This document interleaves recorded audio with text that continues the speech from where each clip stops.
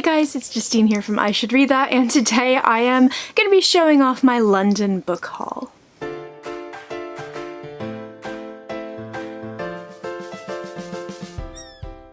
So while I was away on hiatus, a Scottish husband and I went on a little long weekend to London in early July. My sister was out of town and we needed to look after her flat, so we decided to make a little bit of a holiday of it.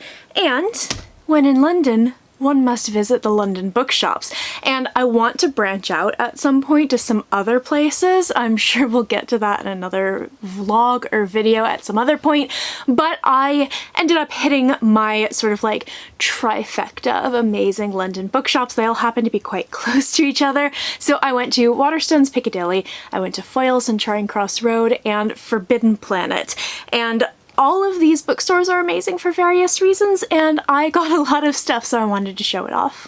So starting with Waterstones Piccadilly, this was the last place that we went to, so I only ended up picking up 2 books. But while I've been on hiatus, this is gonna sound so pretentious of me, but while I was on hiatus, I got really into translated Japanese crime fiction.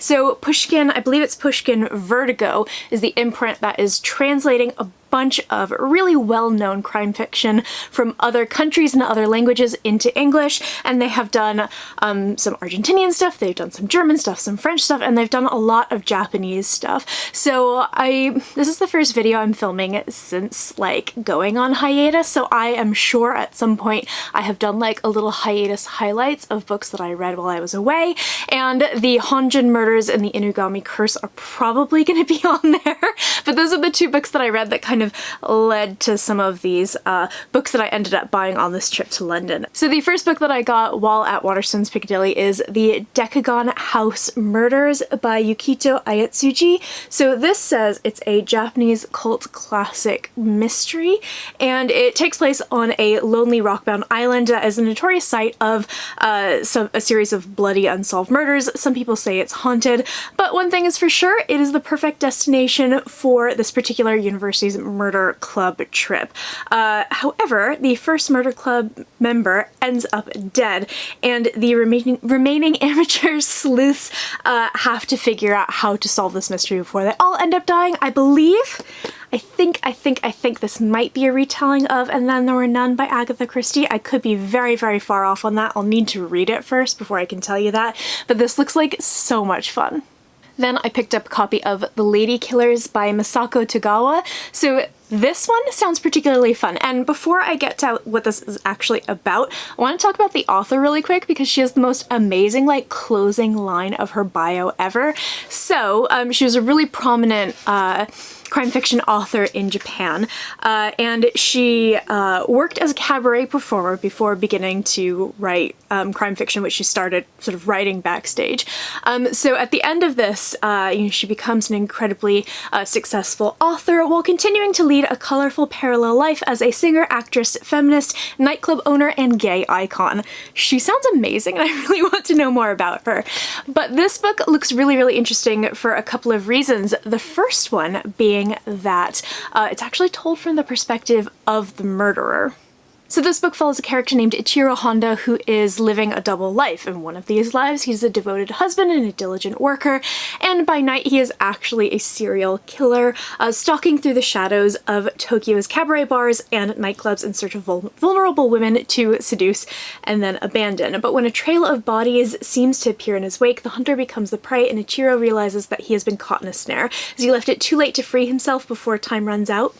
This sounds really fun. I'm really looking forward to this one. I think that particular perspective is going to be really interesting.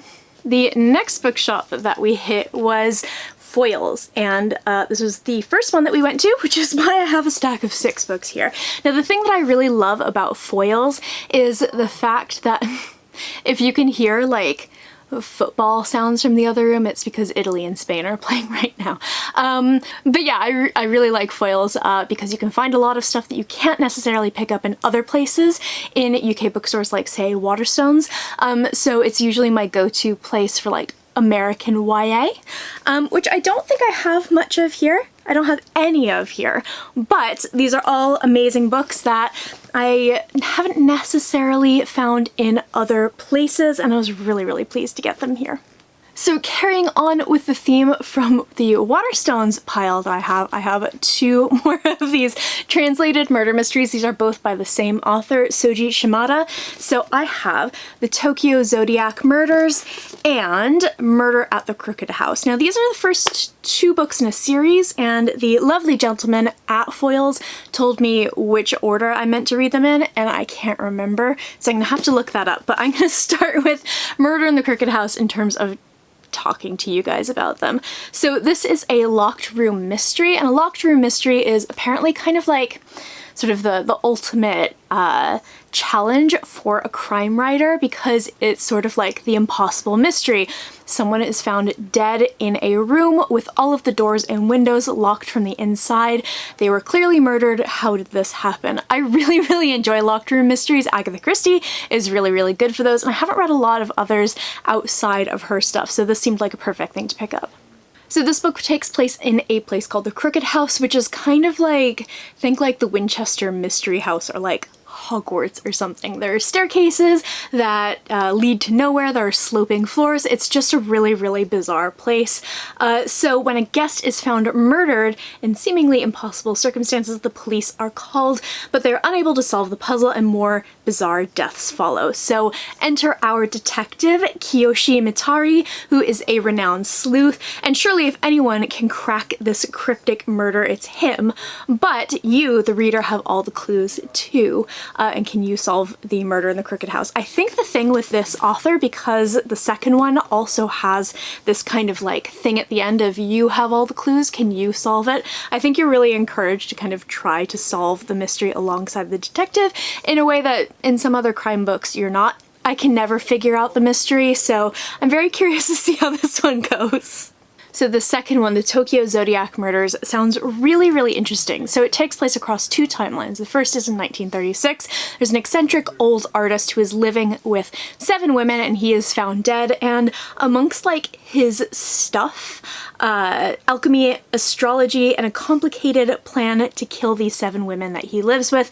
And then soon after the plan is carried out, 7 women are found dismembered and buried across rural Japan.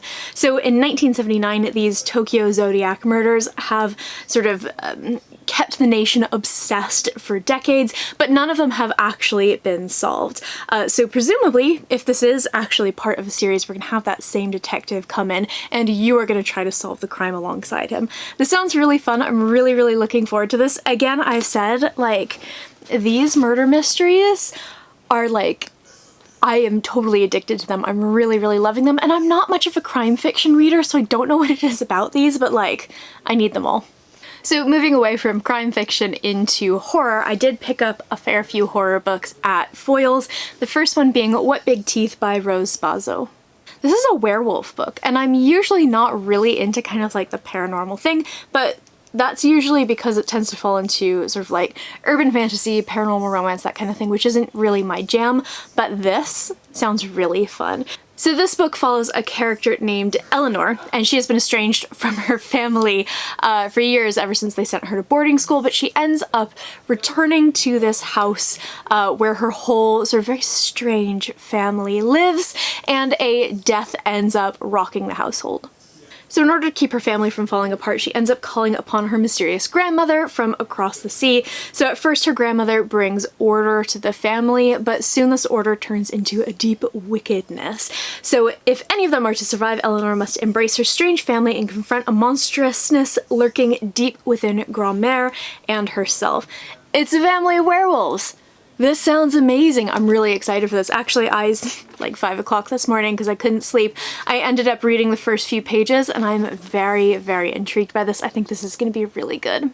Next up, still in horror, we have It's Behind You by Catherine Foxfield. So this looks really, really fun. This is a YA horror novel about basically a game show called It's Behind You. It's a reality game show, and you have to spend the night in the dark and dangerous Umber Gorge Caves, which is presumably haunted by a ghost called the Puckered Maiden, which is a terrible ghost name. If I was going to be a ghost, I would not be very happy about that. And whoever lasts until morning wins £10,000. So, as the television producers ramp up the frights, secrets start to be revealed. These teenagers have hidden motives for taking part of the show. Could one of them be murder? So one of my friends on TikTok read this, and apparently it kept her up all night. She really, really loved it, so I had to have this. I haven't really seen anyone talking about this, although to be fair, I have been away from sort of booktube for a little bit, so I may have just missed it. But it's really exciting to find something that sort of doesn't have that hype behind it and see sort of what I think without having a lot of other opinions influencing me, because I do fall victim to hype. So next I have another YA horror book, and this is an older one, and I'm really, really intrigued by this. So one of my friends who is not in sort of like the book community online has started a new YA book club with a couple of our mutual friends, and this is the first book that we're gonna read. And I'm very, very, very intrigued by this. So this is Anna Dressed in Blood by Kendar Blake. So this book follows someone named Cass Lowood, and he is basically a ghost hunter, and he hunts dead people, people like Anna. Anna dressed in blood, a beautiful, murderous ghost entangled in curses and rage. So he knows he has to sort of find her and destroy her, but as her very tragic past is revealed, he starts to understand why she has killed everyone who has ever dared to enter her spooky home. Everyone, that is, except Cass. I definitely missed the boat on this one because it was published in 2012, so I haven't really heard anyone talking about this, but I have heard people like refer to it in like a nostalgia sense. So if you have read this, let me know what you thought, because it's one of those ones that I keep seeing sort of on the periphery, but don't really know a huge amount about. And last but not least, I have a sci-fi book that I've been wanting to get my hands on for absolute ages, and when I saw it in a bookshop, which I haven't before, I had to snap it up. So this is Vagabonds by Hao Jinfeng. This is translated by Ken Liu, who is a very well-established author in his own right and is also the translator of The Three-Body Problem. So this takes place in the future in 2201. So just over a century ago, Martian colonists declared their independence from Earth, and there was a very brief conflict and the two planets cut ties. So 5 years ago, a group of Martian students were sent to Earth as goodwill ambassadors from the Red Planet, and now those students are returning, and there's hope that they can help bridge the void between these two planets, and almost immediately negotiations break down and old enmities erupt. So this book is filled with political intrigue, philosophical warfare, old friends, new mentors, statesmen, and revolutionaries, and it sounds so incredibly good. I haven't heard anyone talking about this. I happen to have stumbled upon this. I did a dissertation on Chinese sci-fi when I did my master's in publishing, and she was actually one of the authors whose, I believe it was a short story I read as part of that. So I recognized the name. I got really excited for a full-length novel that was translated into English, and I had to have it. So last but not least, I went to Forbidden Planet. So Forbidden Planet, of course, is really well known for being a very, very geeky store. You can get models, you can get Funko Pops, you can get merch for every fandom you can possibly imagine, but I don't know if this is the case for all of them. They have a huge book section downstairs, so they do manga and comics and graphic novels, but they also have like traditional novels, and they have novels that are, again, published in the States. They have like the tiny mass market paperbacks, which I love. I miss those so much. It's one of the things that I miss about the States now that I'm in the UK permanently. But they have a lot of stuff that you can't necessarily get in standard UK bookstores, kind of like foils. So we went in, I got a little bit excited, partially because there was a 3-for-2 deal. So for that 3-for-2 deal, I did something a little bit unusual for me, and I picked up some manga. So all of this is from the same author. I have been hearing a lot about Junji Ito for ages. So many like horror booktubers and horror fans have been talking about his stuff, and I've been a little bit freaked out because, I mean, look at the covers, but they were running a 3-for-2 deal on his book specifically, so I just decided to say, screw it, I'm on holiday, and I went ahead and got 3-for-2. So these are all, I believe, sort of short stories, or at least this one, Smashed, is. A horrifying, horrifying cover.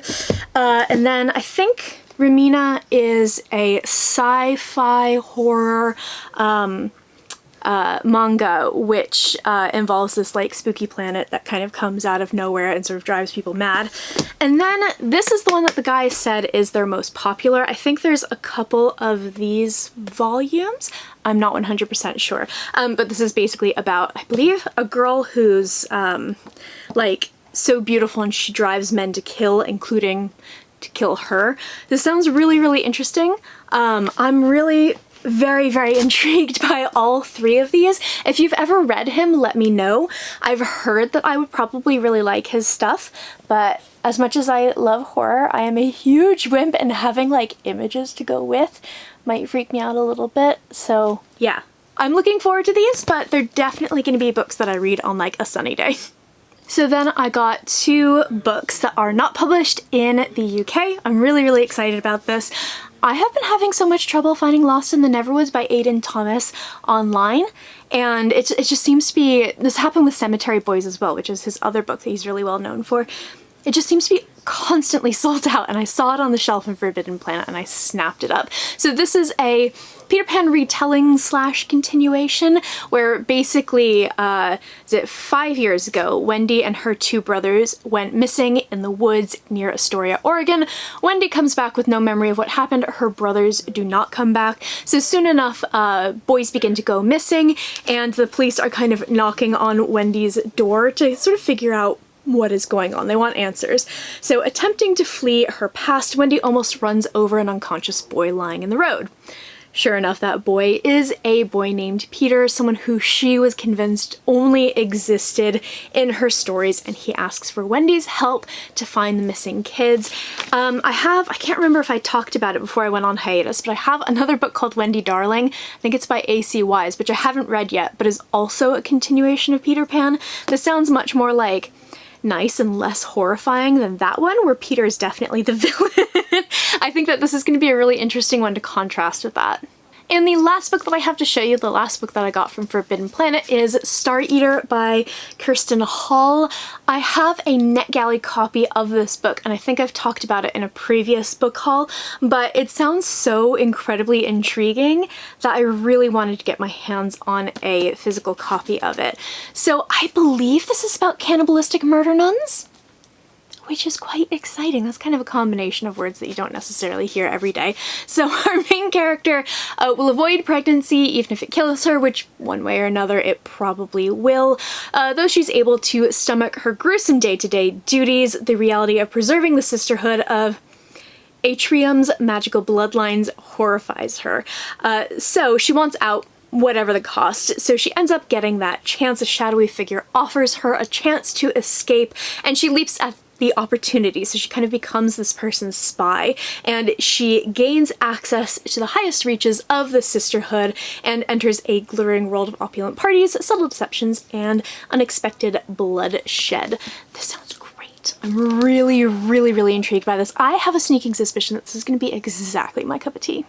So that is it! That is my London book haul. It got a little bit outrageous there. I am actually legit, I have a feeling I will be able to hear Scottish husband laughing at me from the other room. I am going to put myself on a book buying ban after this because I recently calculated my TBR and it's at 933. So if you have any tips for helping yourself out while on a book buying ban, definitely let me know. But in the meantime, let me know in the comments below if you have read any of these books, if they are in your TBR, or if you hauled anything particularly good recently. I post bookish content to this channel fairly frequently, so go ahead and hit subscribe, check back soon, and I will see you next time.